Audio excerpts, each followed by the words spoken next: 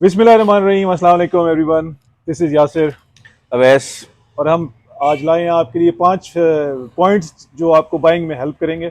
और उससे पहले आपका लोग शुक्रिया जिस तरह से आप लोगों मोहब्बत से और तवज्जो से हमारी वीडियोस को देख रहे हैं, कमेंट्स कर रहे हैं, लाइक्स कर रहे हैं, सब्सक्राइब कर रहे हैं। बहुत बहुत शुक्रिया।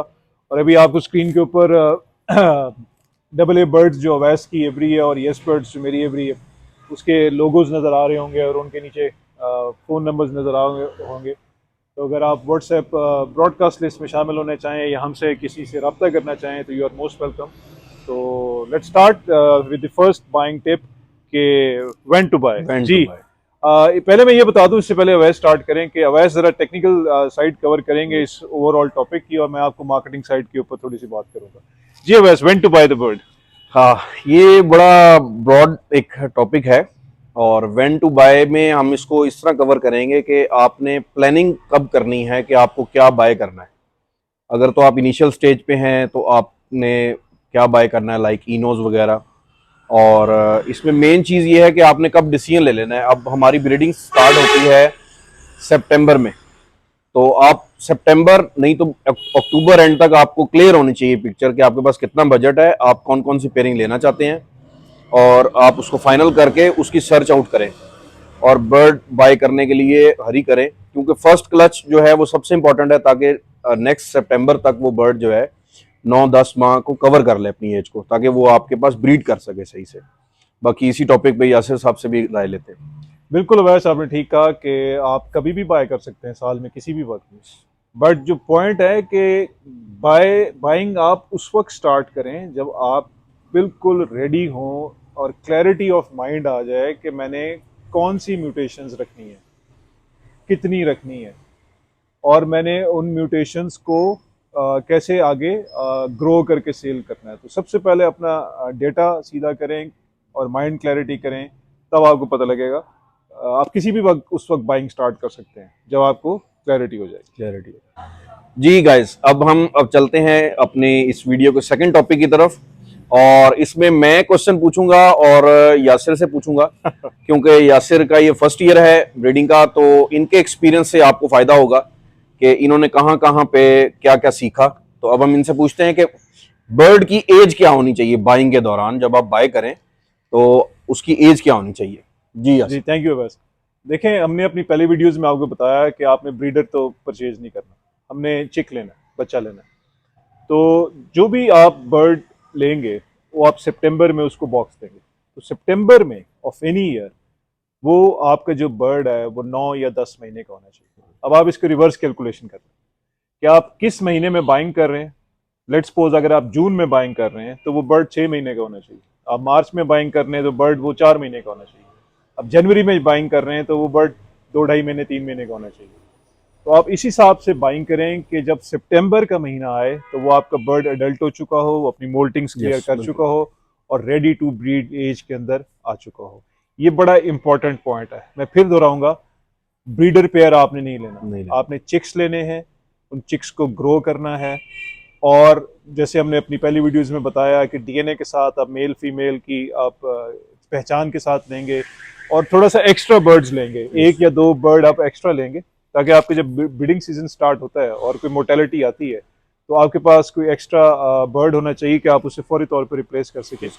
बिकॉज अभी मेरे साथ ये हुआ है कि मेरा एक बर्ड एक्सपायर हुआ है और I am looking for a male bird, वो नहीं मिल रहा पिछले 25-20 दिन से, क्योंकि ब्रीडिंग में कोई ब्रीडिंग अपने में। सेल नहीं करता। तो वैसे आप कंटिन्यू करें। जी बिल्कुल, यासिर ने मुकम्मल इसको कवर किया है टॉपिक को, कि आपने ब्रीडर नहीं लेने। ब्रीडर नहीं लेने की वजह ये होती है कि देने वाली की नीयत भी डिपेंड कर रही होती है। कुछ तो अच्छे ब्रीडर हैं जो स्टॉक क्लियर कर रहे होते हैं, या आप मांग लेते हैं वो आपका रिगार्ड करते हैं और अच्छा बर्ड पेयर भी उठा के दे देते हैं आपको। लेकिन मोस्ट ऑफ द टाइम यही होता है कि ब्रीडर आपको डिफेक्टेड बर्ड्स मिल रहे होते हैं, या वो फर्टाइल नहीं हो रहे, या स्टिक क्रॉस है, या फीमेल एग नहीं सही देती, कच्चे एग देती है, और या एग दे के खा जाती है। तो इस तरह के इश्यूज होते हैं। तो इससे अवॉइड करना, आपने हमेशा बच्चे लें और उनको तैयार करें, और सितंबर में उनकी एज 10 मंथ्स होनी चाहिए। ये सिंपल फार्मूला है। जब भी आप बाय करें सितंबर तक वो 10 माह कवर कर जाए अपने। तो गाइस, चलते हैं अपने थर्ड टॉपिक की तरफ ऑफ द वीडियो, और वो है कि आपने बर्ड कहाँ से बाय करना है। ये बहुत ही इंपॉर्टेंट टॉपिक है। इसको यासिर कवर करेंगे इंशाल्लाह। और पूछते हैं यासिर से। आज अवैस ने मेरा टेस्ट लिया हुआ है और हर सवाल मुझ पे डाल रहे हैं। देखिए मैं तो कहूँगा अवैस साहब से बर्ड्स लेने जाके। तो ये मैं क्यों कह रहा हूँ, इट मीन्स कि एक ऐसा ब्रीडर जिस पे आप ट्रस्ट करते हैं, जिनको आप जानते हैं, जो पोस्ट सेल्स भी आपको सपोर्ट करे।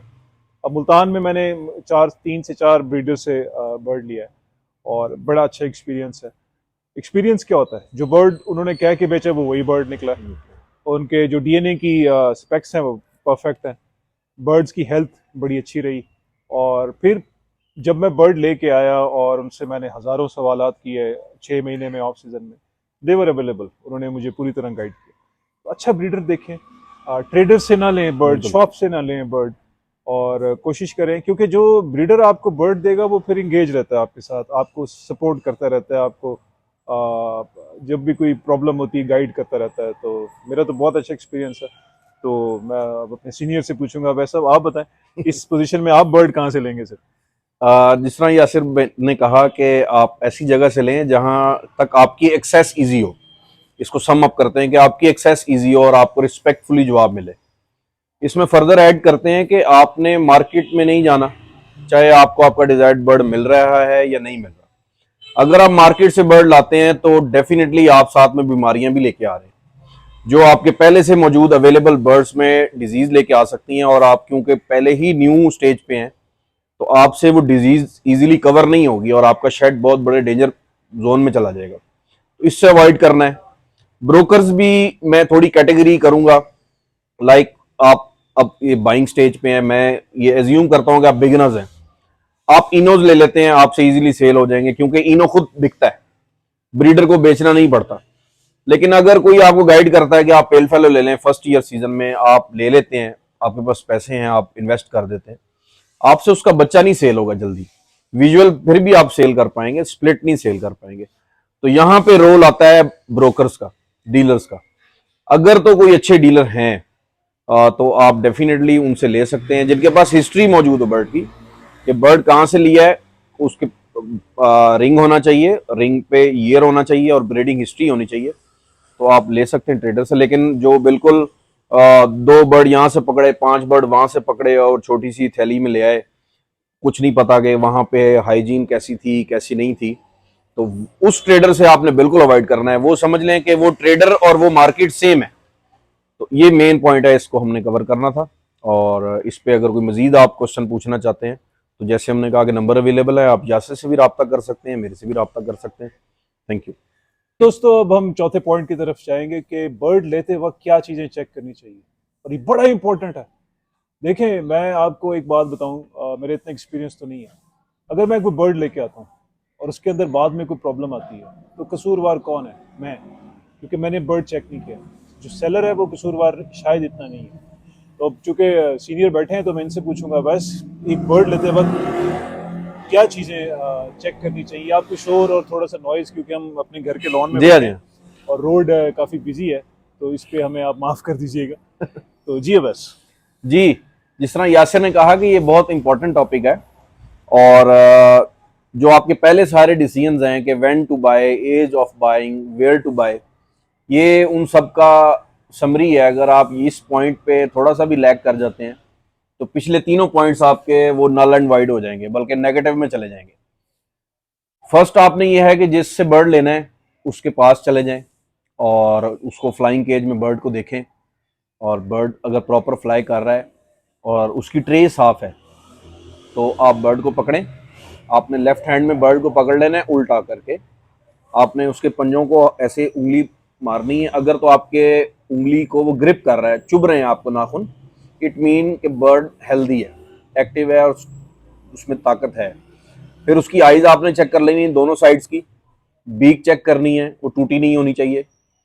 कमर की हड्डी वो सीप नहीं होनी चाहिए, चुभने वाली नहीं होनी चाहिए, हल्की यानी फुल्की। बहुत खुश्क नहीं होनी चाहिए जी हाँ उसका सीना बिल्कुल। जो है। लाइक जिस तरह बिल्कुल एक पत्ता पत्ता पत्ता नुमा ना हो, हल्की फुल्का गोश्त हो उस पे, और बिल्कुल चुभन वाली हड्डी ना हो। फिर जो उसका वेंट वाली जगह है वो उस पर कोई ड्रॉपिंग ना लगी हो। इवन जो हेल्दी बर्ड होगा, मैंने यहां तक भी नोट किया है कि हेल्दी बर्ड के पंजे भी साफ होते हैं हमेशा।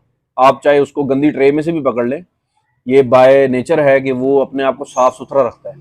अगर किसी बर्ड के पाँव गंदे हैं तो इवन आपको थोड़ा सा डाउटफुल हो जाना चाहिए कि आपका बर्ड अगर आपकी एवरी में भी है तो आपको थोड़ा सा सस्पिशियस हो जाना चाहिए उस बर्ड के बारे में कि इस बर्ड को कोई इशू है, जो ये अपने आप को प्रॉपर अपनी हाइजीन मेंटेन नहीं कर रहा। तो सिमिलरली बाइंग के दौरान भी आपने सारे पॉइंट्स चेक करने हैं और इन सब चीज़ों को आप जेन में रखेंगे तो आपके जो पिछले तीनों पॉइंट्स हैं वो सक्सेसफुली जो है वो कंप्लीट हो जाएंगे और आप एक हेल्दी शेड की तरफ मूव कर जाएंगे। Thank you. जैसे वैस ने कहा 4-5 पॉइंट्स की चेकलिस्ट बना लीजिए और वो अपने पास रखिए। पंजे चेक करने हैं, उसका सीना चेक करना है, उसकी बीक चेक करनी है, उसकी आंखें देखनी है कि बीमार तो नहीं है, उसकी फ्लाइंग देखनी है, ये ज़रूर रखें। इसलिए हम जैसे हमने शुरू में कहा कि जब आप अच्छी ब्रीडर से बर्ड लेते हैं तो आपको शायद ये चेक्स करने की ज़रूरत ही नहीं होती। ये सारे चेक्स होते हैं वो श्योरिटी के साथ करते हैं, तो आपकी इन्वेस्टमेंट ज़ाया नहीं होती। इसमें एक छोटी सी चीज़ और ऐड कर दूं मैं, लाइक हमने पहले ही भी अपने एक व्लॉग में कहा था कि आउट सिटी से जब आप बाइंग करते हैं तो वो बड़ा एक इम्पॉर्टेंट टॉपिक है कि उसको किस तरीके से आपने चेक करना है, इंश्योर करना है कि आपका बर्ड बिल्कुल ठीक है और सेलर ने जब भेजा है आपको बर्ड उस टाइम वो ठीक था। क्योंकि ट्रैवलिंग के दौरान 100 किस्म के मसाइल आ जाते हैं। अल्हम्दुलिल्लाह अभी तक तो नहीं आए किसी को, जो अच्छे ब्रीडर्स हैं उनसे लेते वक्त या देते वक्त, लेकिन आ भी जाते हैं। बाज़ औक़ात बस वाला केयर नहीं करता, वो डिगी में रख देता है, ऐसी जगह पे रख देता है बर्ड को जहां सफोकेशन है। तो इस केस में अब आप क्या करेंगे, ब्रीडर को मतलब इसका रिस्पॉन्सिबल करार देंगे या खुद रिस्पॉन्सिबिलिटी लेंगे, क्या होगा? बस ड्राइवर तो नहीं लेगा, वो तो पर्ची पे पहले लिख देता है नो क्लेम। बर्ड भी आपने बाहर से लेना ही लेना है। अब डेफिनेटली आपको हर बर्ड आपकी सिटी में से नहीं मिलेगा, तो उसमें ये जितने भी आपको चेक्स बताए हैं ये आप ब्रीडर से मांगे। लाइक उसको कहें कि आप मुझे एक प्रॉपर वीडियो फ्लाइंग में चेक कराए और इसको आपने रिवर्स कर लेना है। लाइक पहले वो बर्ड पकड़े, उसकी वीडियो स्टार्ट कर दे, उसमें आपको सारी चीजें चेक कराए, रिंग का नंबर पढ़वाए और क्लोज रिंग होना चाहिए, लूज ना हो। वो रिंग का नंबर चेक कराए और उसी वीडियो में ही वो उसी हाथ को फ्लाइंग में जाके ऐसे छोड़ दे। तो 1 मिनट की वीडियो में आप सारे चेक कवर कर सकते हैं और वो वीडियो जैसे ही वो छोड़ेगा उस फ्लाइंग में बर्ड उड़ेगा तो आपको ये कंफर्म हो जाना चाहिए कि बर्ड हेल्दी है। तो उसके बाद वो कार्गो जब कर देता है तो उसकी रिस्पॉन्सिबिलिटी खत्म हो जाती है। तो इस चीज का आपने ख्याल रखना है। Thank you. Okay guys, let's move to the last section of our video. और ये बड़ा इंटरेस्टिंग एक पॉइंट था जो मेरे उस्ताद नहीं मान रहे थे कि इस व्लॉग में डालें, बट मैंने इनसे ज़बरदस्ती रिक्वेस्ट की और ये मान गए कि व्हाट नॉट टू बाय। ये बड़ा इंपॉर्टेंट है, अगर आप लोग समझ गए तो। मेरे ख्याल में पहले मैं अवैस साहब का इस पे पॉइंट ऑफ व्यू लेता हूँ कि क्या नहीं खरीदना चाहिए, लव बर्ड्स में क्या चीज़ नहीं खरीदनी चाहिए। अच्छा, ये हम ये म्यूटेशंस की बात कर रहे हैं। इस पॉइंट को यासिर ने ऐड किया था जब मैंने इनसे इस पे डिस्कशन की। ये जितनी भी वीडियोस हम आपसे आपको दिखा रहे हैं, बना के दे रहे हैं आपको, इन सब का पर्पज है कि आपको लर्निंग दी जाए।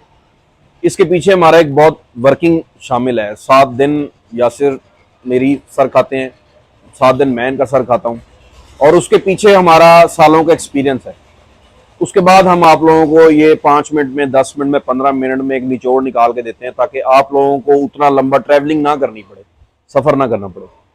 तो इस 5वें पॉइंट की मुझे खास समझ नहीं आई, तो यासिर ने कहा कि ये आपके लिए भी एक चैलेंज है। तो अब इन्होंने खोला है कि व्हाट नॉट टू बाय को क्या किस तरीके से कवर करना है। तो इसमें मैं ये कहूंगा कि ये इसमें सबसे पहला तो चेक ये है कि आप लव बर्ड की जो ब्रीडिंग है उसमें आप कहाँ पे फॉल कर रहे हैं। अगर तो आप पहले साल में फॉल कर रहे हैं तो आपने पेल फेलोज म्यूटेशंस को तो हाथ ही नहीं लगाना, अदरवाइज आपकी इन्वेस्टमेंट जीरो हो जाएगी, आपसे बर्ड सेल नहीं होगा और वो आपका सारी इन्वेस्टमेंट जीरो हो जाएगी। अगर आप तीसरे साल में हैं और आप सिर्फ इनोज ही लगा के बैठे हैं तो वो आपकी पहचान नहीं बनेगी, वो आपको दूसरे तीसरे साल में लाजमन म्यूटेशन ऐड करनी चाहिए। और ये एक पूरी हायरार्की है जिसको मैं इस तरीके से सम अप करूंगा कि अगर आप स्टार्ट में हैं, आप लुटीनो कॉमन बाय करें, best bird to learn, best bird for foster, ये बाय करें। इस पे हाथ अपना आप सीधा करें, साथ आप कुछ इनोस बाय करें, डेफिनेटली उससे आपको अच्छा रिस्पांस मिलेगा और आपका मोटिवेशन लेवल बढ़ेगा। सेकंड ईयर में आप पेल फेलोज ऐड करें, पेल फेलोज कमर्शियल बर्ड है इस टाइम, उसको ऐड करें और खुद बनाएं अपने बर्ड। यासिर इस चीज़ के बड़े कायल हैं कि हमें सारी इन्वेस्टमेंट नहीं करनी चाहिए, एक आधा बर्ड लेना चाहिए, उस पर वर्किंग करनी चाहिए और मैं इनकी इस बात से मुत्तफिक हूँ। आप पेल फेलो का एक बर्ड लें, ग्रीन बर्ड ले लें, ब्लू ले लें, उसको आप लाइन में मर्ज करें और अपनी लाइन तैयार करें। फिर आप तीसरे साल में आते हैं तो उसमें आपके पास डिफरेंट ऑप्शंस हैं और उसको आप ऐड कर सकते हैं। अभी आप सेकंड ईयर में हैं तो डाइल्यूट्स को ऐड कर सकते हैं, the most beautiful bird of love bird history. और इसके अलावा और भी कुछ बर्ड्स हैं, तो बाकी यासर से पूछते हैं क्योंकि टॉपिक इनका है तो ये ज़्यादा अच्छे तरीके से एक्सप्लेन कर पाएंगे। जी नहीं यासर। बस थैंक यू, आपने बड़ी अच्छी बात की और मैं इसको थोड़ा सा आगे बढ़ाऊंगा। देखें गाइज, आज 9 नवंबर है और आज हम ये वीडियो बना रहे हैं। मैं अगर आज एक बर्ड लूँगा, कोई भी बर्ड, मैं ये नहीं कह रहा पेल फेलो है या अल्बाइनो है या क्रीमिनो है, वो उसकी ब्रीड कब आएगी मेरे पास?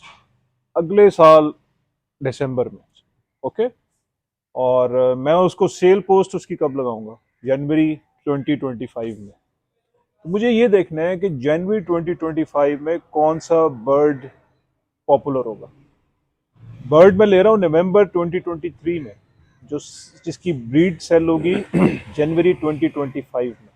मुझे आज बैठ के सोचना है कि जनवरी 2025 में कौन सा बर्ड पॉपुलर होगा।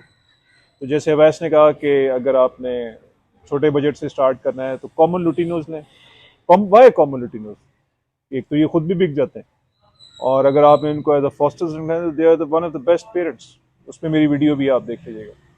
अच्छा, फिर कमर्शियल बर्ड लें जो इनोज कह रहे हैं बस, जिसमें आप अल्बाइनोज हैं। अच्छा, इसमें भी जो है ना, आप विजुअल बर्ड्स पे काम करें। अल्बाइनो रेड आई के साथ अल्बाइनो स्प्लिट्स लें। पॉसिबल टू पॉसिबल मत करें ये काम, just waste of time, waste of money, 2 साल ज़ाया हो जाएंगे। विजुअल के अंदर काम करें, क्रीमिनो इंटू डेकिनो करें।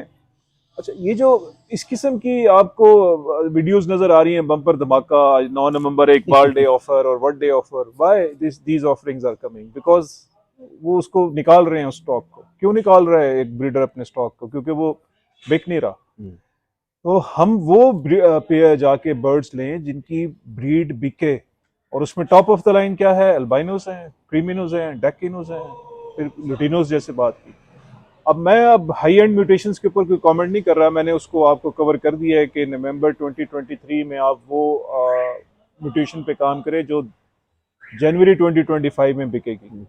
तो उस पर आप बहुत सारे अच्छी वीडियोस हैं, उस पर आप देखें कि 2025 की वर्किंग क्या है। एक तो ये, दूसरा ये है कि अभी हमने जब वीडियो स्टार्ट की और हमने अपने पेजेस की भी दी, बहुत सारे लोग पूछ रहे हैं जी ग्रीन फिशर है, और ऐसी ऐसी हमसे पूछ रहे हैं। हमारे पास है, बट हम उन्हें कह रहे हैं why are you after green fisher? क्या करेंगे जी? ग्रीन फिशर रख के ग्रीन फिशर बेचेंगे? तो इस किस्म के उसमें ना काम करें। तो आप सोच समझ के अपना वक्त और पैसा से ज़्यादा वक्त है, क्योंकि आपका जो भी बाइंग है वो 1.25 साल के बाद उसका रिजल्ट आएगा। तो ये बड़ा इंपॉर्टेंट है। तो ये इसलिए मैंने ये टॉपिक रखा ताकि ये हमारे ख्यालात, पर्सनल ख्यालात हैं, आप तक पहुँचे। और हर वीडियो की तरह हम डिस्क्लेमर देते हैं कि ये हमारी अपनी बातें हैं, आप पे लाजिम नहीं है कि इसको आप फॉलो करें। आपको बेहतर लगे आप अपने सीनियर्स जहाँ भी आप रहते हैं उनसे पूछें, उनसे डिस्कस करें और फिर उसके ऊपर अपने अप्लाई करें। तो वैसे एट दी एंड आप कोई रैप अप मैसेज करेंगे हमारे व्यूअर्स के लिए? जी, फर्स्ट तो यही है कि इस वीडियो की आज हमें ज़रूरत क्यों पड़ी बनाने की, क्योंकि आप सबको पता है कि इस टाइम फर्स्ट क्लच जो है वो नियर टू सेल्फ है। तो अभी ये टाइम है कि आपने प्लान करना है कब क्या बाय करना है, कहाँ से बाय करना है, किस एज का बाय करना है, उस पर आपने कितनी इन्वेस्टमेंट करनी है। और फिर वो यासिर वाली बात, उसको मैं सम अप करूँगा कि वो 2025 में इन डिमांड होगा या नहीं होगा।